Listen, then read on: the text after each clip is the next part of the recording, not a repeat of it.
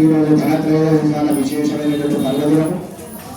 ఈరోజు చేసుకునే వాళ్ళందరికీ కూడా ఆ లక్ష్మీనారాయణ స్వామి అనుగ్రహం చేత సంఘ శుభాలు, భోగ వాక్యాలు, శుభ సంపదలన్నీ కూడా కలగజేస్తాడు ఆ స్వామివారు.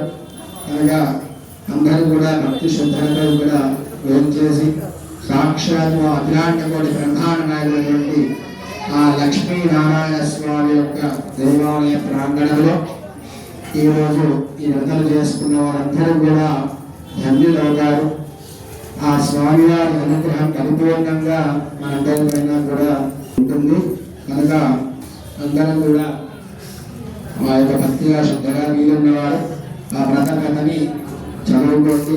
వచ్చిన వాళ్ళు లేకుంటే అందరూ కూడా వినండి. ఇది ఆ యొక్క స్వామివారి పరిపూర్ణమైనటువంటి అనుగ్రహాన్ని స్వీకరించండి, స్వీకరిద్దాం. అలాగే తర్వాత ఈ మొదలైన తర్వాత అందరికీ కూడా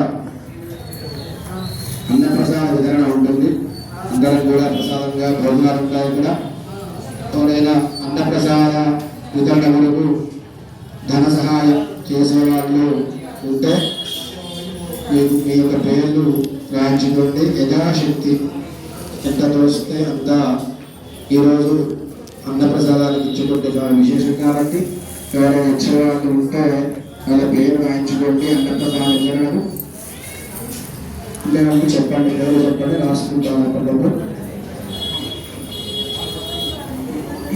సరే, వాళ్ళు ఇచ్చేవాళ్ళు కదా వానమ్మా.